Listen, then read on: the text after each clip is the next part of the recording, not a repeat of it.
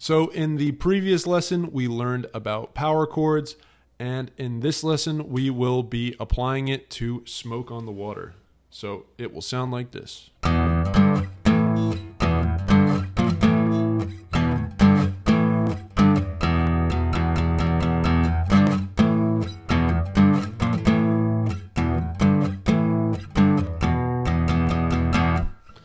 So as noted in the previous lesson, a power chord consists of the root or the first note and the fifth in the major scale.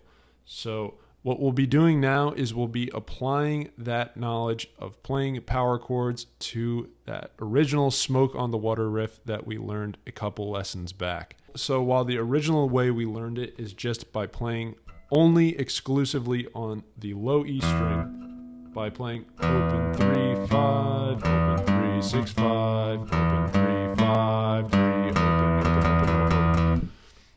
What we're going to be doing now is playing that same line on the E string while also adding the fifth of each note that we're playing, turning it into a power chord each time instead of just the individual note, and then playing it as so.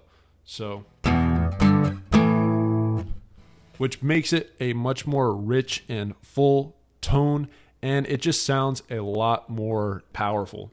Essentially, what we'll be doing is just applying the little trick that we learned from the previous lesson of going down a string and up 2 frets to find the fifth of the note. So the first note in the Smoke on the Water riff is the open E string. So then to find the fifth that would correspond to this open E and make it an E power chord, what we're going to do is go down 1 string. So now we're on the A string and up 2 frets. So since we're playing it open, the open E, you can consider this open A as our starting point as well. So one little trick that I use to just kind of help visualize this, as the open strings kind of throw most people off, myself included, is just visualize this area here behind the nut towards the headstock as the 0th fret.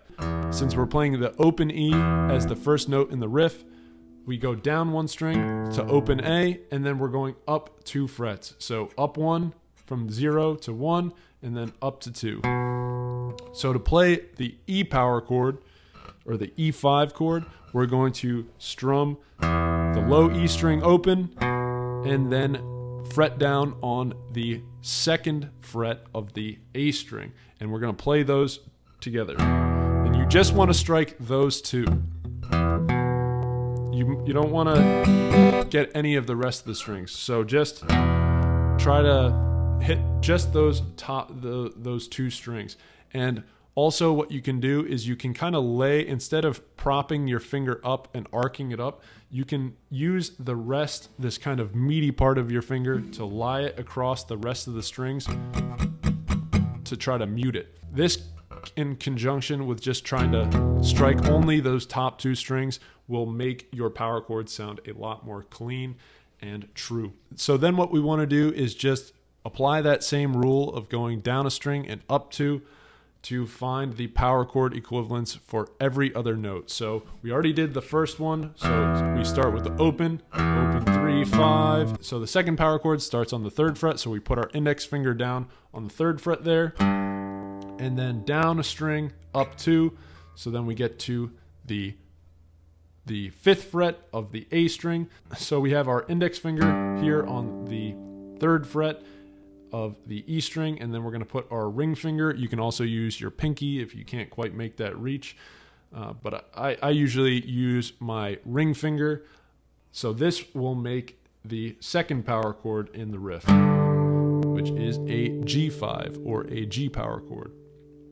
And then finally, in that first part of the riff, which goes open 3, 5, we go to the 5th. So our index finger on the 5th, on that A, and we're making the A power chord, the A5 chord.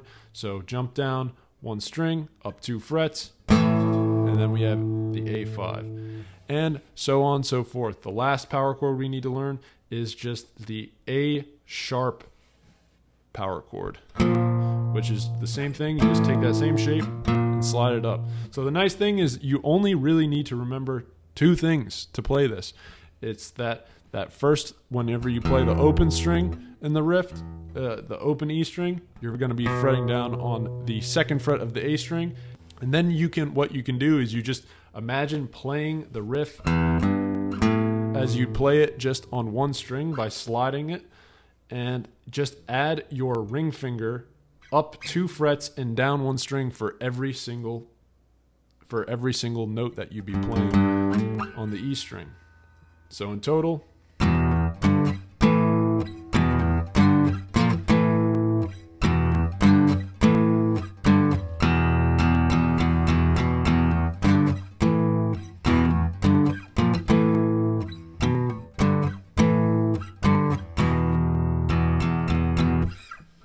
anyways, that's pretty much it for Smoke on the Water Power Chord Edition. Thanks for tuning on in, and we'll catch you in the next lesson. Adios, amigos.